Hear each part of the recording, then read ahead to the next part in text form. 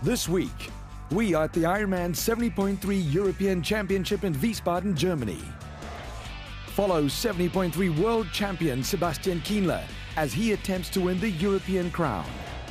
And meet some of the other favorites for the men's and women's titles.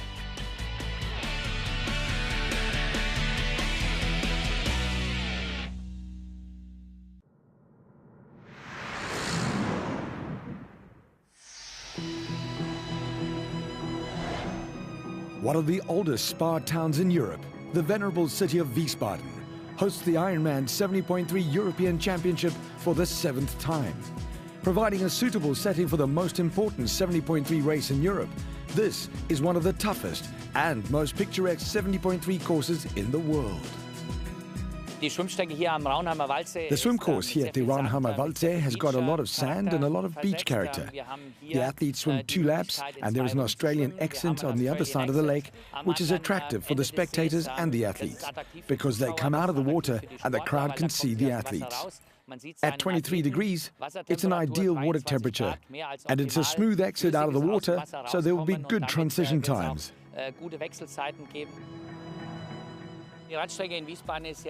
The bike course in Wiesbaden is infamous, but also very popular. There are 1,500 meters of climbing, so the athletes feel like it's constantly going uphill. There are hardly any passages where they can rest, and there's a great climb in Kloppenheim, the Kloppenheimer Stich, where we have the king of the mountain. It's about who gets up the climb the quickest. Then we obviously have the climb up to the Platte, which is legendary and asks for everything the athletes have to give. What's special about the run course is that we have 4 laps that go straight through town. We have a great atmosphere at the spectator points, like the one in the Wilhelmstrasse, and we have quiet passages here in the Kurpark. Contrary to expectations, the course in Wiesbaden isn't as flat as it appears, and there are a few climbs which are short, but as they have to run them 4 times, they wear on and use up quite a bit of energy. But since it's a very flowing course, you won't be able to tell it in the finish times.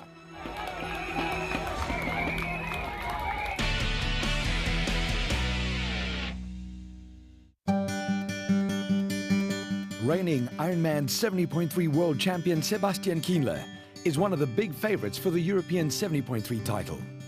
Although he isn't back to his best after some injury problems early in the year, the 28-year-old is glad to be back in Wiesbaden for one of his favorite races. Wiesbaden is a good place for me, and with my win here in 2009, my star has risen. I really like the course here, and it's an unbelievably nice atmosphere, a great location for such a race, and a strong lineup of athletes. It all just fits together. The day before the race, it's business as usual for Sebastian Kienle at the Kurhaus.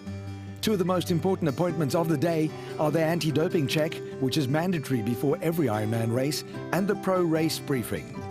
Once he's done with those, he goes for a training run with some of his colleagues, and then it's off to transition to drop his bike, where he's only too happy to spend some time with his fans.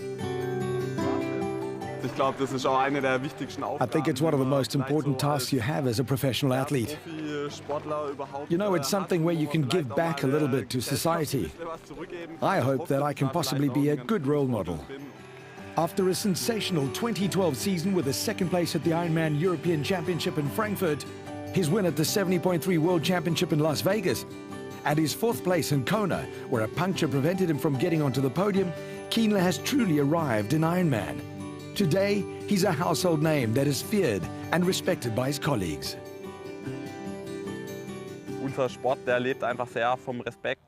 Our sport lives off the respect for each other and the other athletes, and I've always had big respect for those guys who have done it already, because I know how hard they've worked for it.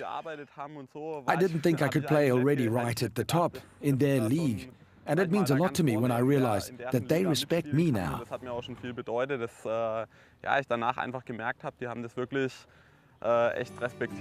The success didn't just come overnight, and for years Kienle has trained hard to get to where he is now. It's definitely not always coming easily, but I enjoy to come back and being able to say, look, you went through with it, Afterwards, relaxing is so much better. You know, to lay on the couch and watch TV only becomes really nice when you've cycled in the rain for 6 hours before. It's those little things that suddenly have a completely different meaning. With another big title to play for, Kienle knows that he's only got a chance to win the race if he minimizes the deficit on his weakest discipline, the swim. Tactically, I want to keep the deficit after the swim as low as possible. If my legs are good, I will definitely start the odd attack to see what my rivals have to say about it. But I also know that I'm in good running form at the moment, despite the problems this season. So nothing would be lost if I go on the run course with the other fast guys. Adding the European 70.3 crown to his world title would be an equally big achievement. Especially after the problems this season, it would mean a lot to me to win this race here. But it's going to be very difficult.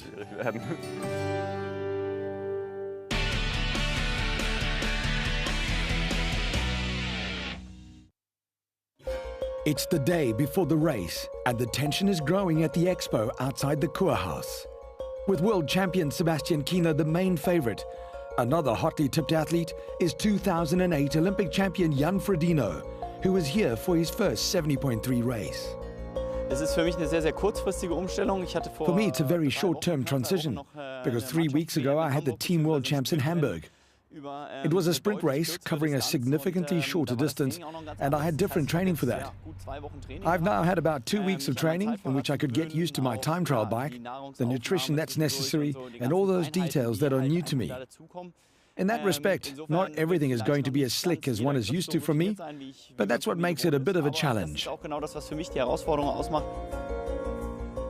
With a win in the 70.3 race in Wimbledon and a second place in Norway, Richie Nichols has had a strong season so far, and the 26-year-old knows who he's got to beat to win the European crown. Definitely, Sebastian Kienle will be the big favourite out there. To beat him, I think, stay as close to him on the bike as possible, and then see what you can do on the run, see if you can put a bit of time into him. And if you can get enough of time into him, then you can maybe beat him. But I think it'll be very tough.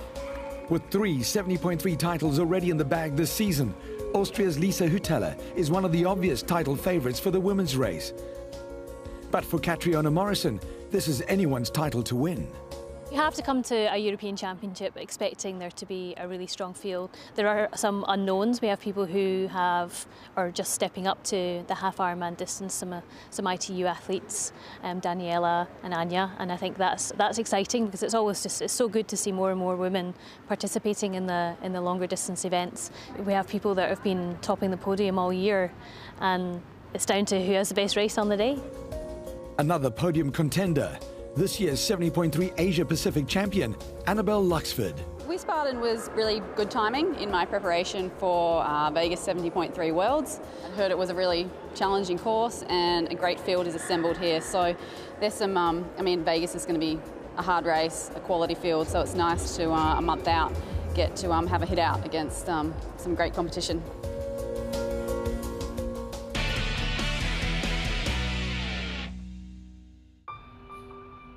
A beautiful morning awaits the athletes at the Raunheimer Waldsee. Sebastian Kienle is in transition early to prepare his bike. His main contenders, Richie Nichols and Jan Frodeno, get ready nearby, and the former Olympic champion is in the distinguished company of 2 former Kona winners, Faris Al-Sultan and Thomas Hellriegel.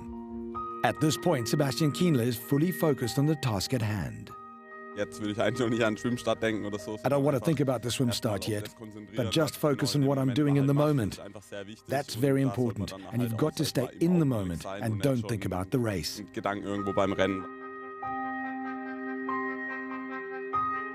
As Kienle makes his way to the water, age grouper Jürgen Müller, who is in Wiesbaden with his family, also finishes his transition preparations. For him and all the other age groupers, this is going to be a challenging day. For the pros, the race start is only minutes away. Can Kienle compensate for the injury niggles that have plagued him for some parts of the season and add the European 70.3 title to his World Championship crown? Only the race has the answer. All the athletes start their day with a 2-loop swim in the Raunheimer Waldsee. Following an Australian exit after 900 meters, they do another 1 kilometer in the 23-degree waters of the lake. At 7:30, the men's pro race is underway. It's an extremely strong field of short-course triathletes and half Ironman specialists, battling for the best positions in the water right from the start.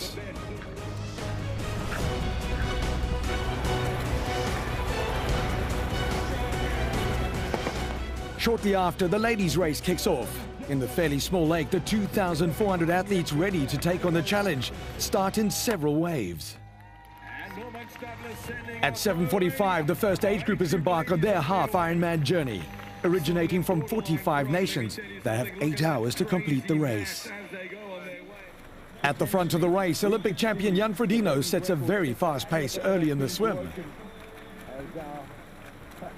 It's the short course racers who are in control in the water, Jan Frodeno, but also reigning European short course champion Ivan Vasiliev of Russia.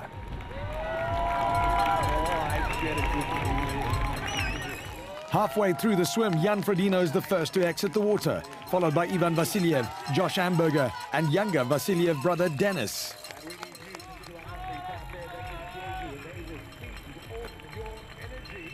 Behind them, the fastest women are drawing nearer to the Australian exit. It's Switzerland's Rahel Kuhn in the lead, with Australian Annabelle Luxford in tow. The two have created a gap of 10 seconds on the rest of the ladies' field.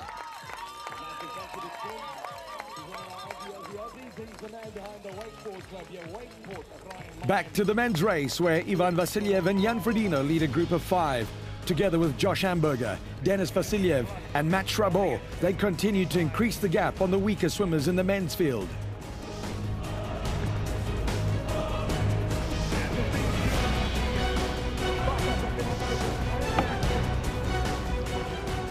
The pack of 5 remains tightly together until the last stroke. After 20 minutes 39 seconds, Frodeno is the first to come ashore, closely followed by Amberger and Vasiliev. A very speedy swim indeed, nearly 3 minutes faster than Michael Raylet at his course record race in 2010. While the leaders grab their T1 bags, the chase group is 40 seconds behind. There is no time to lose for Jan Frodeno in transition. At his 70.3 premiere, this man is definitely on a mission. Auf dem Weg in die Wechselzone auf seiner ersten Mitteldistanz. Das ist der Olympiasieger, das ist Jan Frodeno! Merely 1.5 minutes later, the two quickest ladies, Rahel Kuhn and Annabelle Luxford, ready themselves for the bike. Luxford is the first to grab her bike. Here she comes, first lady of the day, Annabelle Luxford. 10 seconds later, Rahel Kuhn sets out. Nearly 1 minute ahead of third place Svenja Baslin. 3 minutes and 5 seconds after the leading men, Sebastian Kienle exits the swim. With swimming not being his strongest discipline, he must not lose any time in transition 1.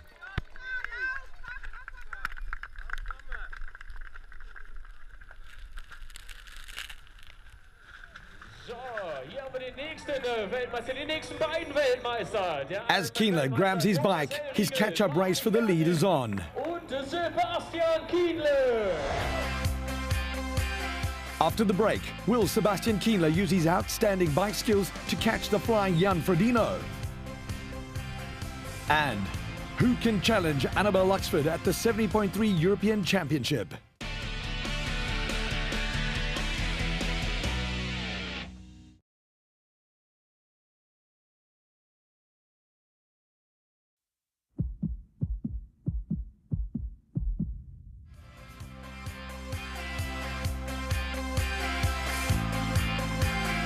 The bike course sets off with a flat section before athletes reach the hilly Taunus region.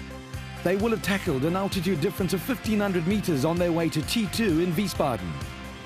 20k into the race, Jan Frodeno leads a group of 5 with Matt Schrabot and Josh Amberger on his wheel. 2 minutes behind at this stage, a strong chase group of 14, including Richie Nichols and Sebastian Kienle. On the women's side, Annabelle Luxford is in control of the race. Passing the 21.8k mark, the Australian has increased her lead to 1 minute and 48 seconds. In second position at this stage, Daniela Rief of Switzerland. Leaving T1 and 4th, Rief is steadily climbing the leaderboard.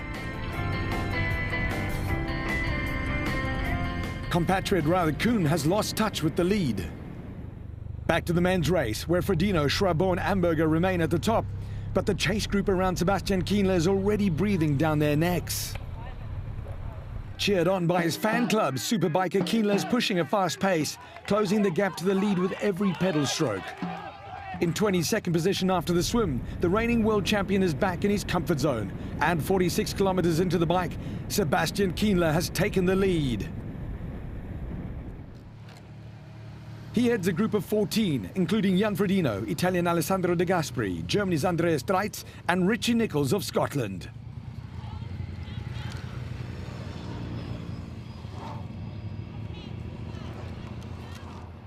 Two-thirds into the bike, Annabel Luxford still heads the ladies' race, but her lead over closest rival keeps shrinking.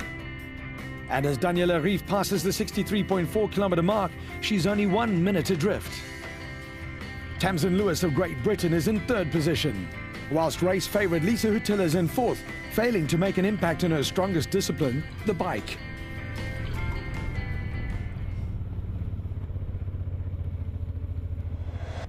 With only a few kilometers to go on the bike, Germany's Andreas Dreitz puts himself in the front of the pack. Behind him on the downhill, Olympic champion Jan Frodeno and world champion Sebastian Kienle. After a very fast 90 kilometers, Andreas Dreitz is the first to dismount his bike, followed by Jan Frodeno and Sebastian Kienle, with the top 6 men all within 8 seconds.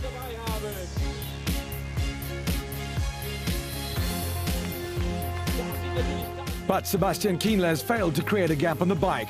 Will he withstand the attacks by the field's fastest runners? Off the bike merely 20 seconds later, Sylvain Soudry and Alessandro De Gasperi. And just behind them, power runner Richie Nichols. Sebastian Kienle is the first to embark on his run. He is followed by Tommy Degam and Andreas Dreitz. Sylvain Soudry and Alessandro De Gasperi all within 30 seconds. Richie Nichols starts his half marathon 40 seconds later than Sebastian Kienle. Jan Frodeno, second off the bike, had problems finding his run bag and is 1 minute 23 seconds back as he leaves T2. A shade over 20 minutes later, Annabel Luxford is on her last meters on 2 wheels.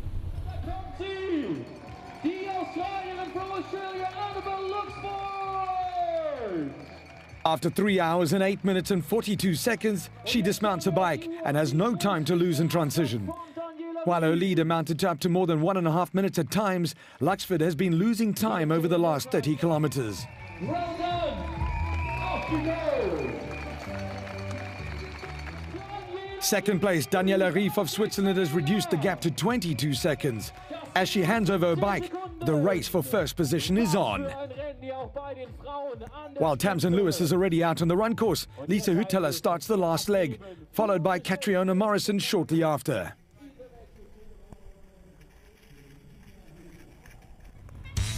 In the meantime, age grouper Jürgen Müller is pushing hard in the saddle. Just like everyone else, he's having a tough time tackling the hilly Taunus area. But after 4 hours, 24 minutes and 49 seconds, Jürgen is a happy man to dismount his bike. Cheered on by his family, there is another challenge yet to overcome, a half marathon through charming Wiesbaden. From T2, athletes exit onto a fast and versatile foot race. Running 4 loops through the parks and streets of Wiesbaden, they can be sure of fervent crowd support all the way through the pretty yet tough course.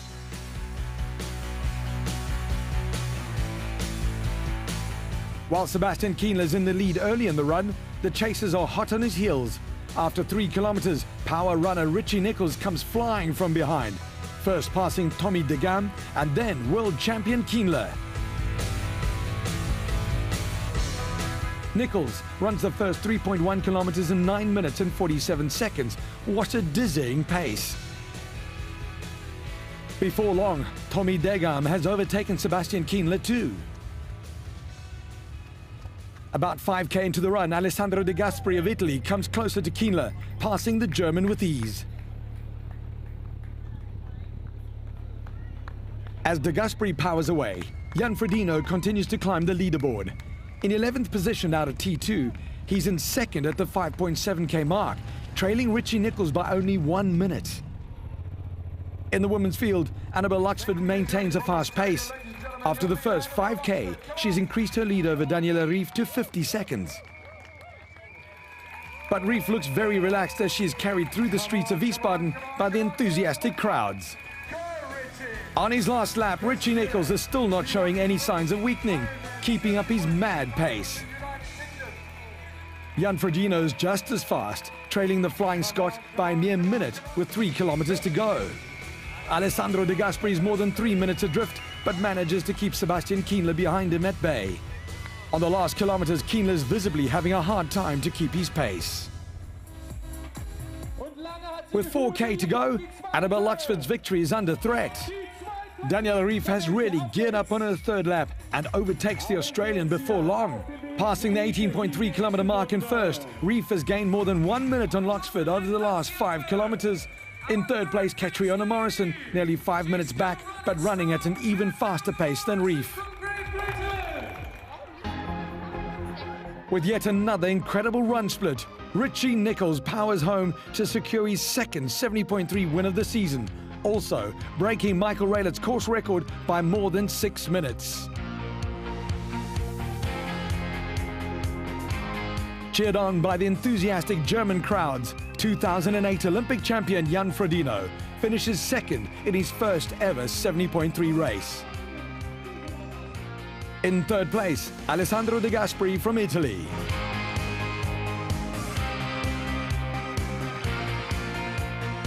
For the second time in 2013, Richie Nichols from Scotland claims the top podium spot and continues his astonishing season. Over the Moon, it's a great race for me. I had a good, quite a good swim for me. The bike worked well, and then I had a good run. It's a shame Jan had trouble in transition with finding his bag, which is a shame because we could have had a good fight up the front, but really happy to take the win. 70.3 world champion Sebastian Kienle couldn't withhold the attacks of the other athletes, and after a tough race, he finishes in 6th place, clearly not quite back yet from his injury. I still pay for what happened in spring. If you don't have enough training under your belt, it obviously gets very difficult. It's not without reason that this is the European Championship, and you don't get handed any gifts here. I don't want that either, and it wasn't like it today.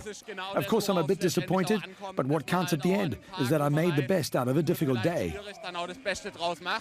In the women's race, Daniela Rief takes the lead late in the race, and the former Olympic distance star celebrates her first ever Ironman victory after a strong performance and an outstanding bike. After leading large parts of the race, Annabelle Luxford crosses the finish line in 2nd place. And 6-time 70.3 winner Catriona Morrison comes back from injury with an impressive race and 3rd place. But all the plaudits go to 70.3 newcomer Daniela Rief from Switzerland.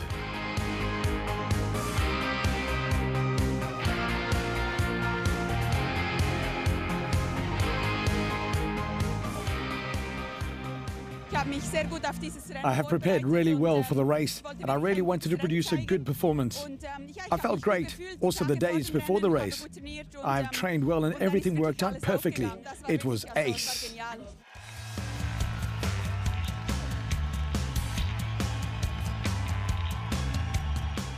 As athlete after athlete crosses the finish line in Wiesbaden, and everyone celebrates their own personal triumph, Ironman enthusiast Jürgen Müller is also on his last meters. Cheered on by his family, he finally runs down the blue carpet and crosses the finish line in Wiesbaden for the 3rd time in his life. I'm extremely glad that I managed to get through the race. It was hard work today, but it's just great here. The atmosphere in the finish area, the music, the fans, all the people, my family, who I've seen on the run course a few times and who motivated me even more. After the first lap of the run, I really had to dig deep because I pretty much destroyed my legs on the bike.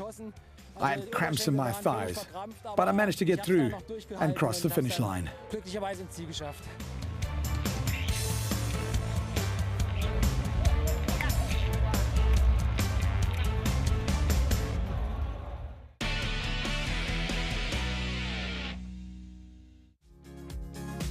In this week's Kona Pro rankings for the men, there are no significant changes in the top 10. And Sebastian Kienle, who couldn't quite get the result he wanted in Wiesbaden, still holds the top spot. Eneko Janusson second and Andreas Raelert third. In the women's Kona Pro rankings, Leander Kay from Great Britain is still in first place, ahead of Switzerland's Caroline Steffen and Gina Crawford from New Zealand. With a win in Kalmar next week, Jodie Swallow could move up the rankings.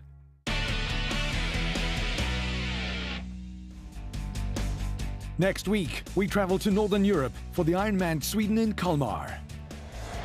Introduce local favourite Jonas Djurbeck, who's looking to improve on last year's 4th place to climb on the podium. And meet some of the other race favourites for the Ironman Sweden title.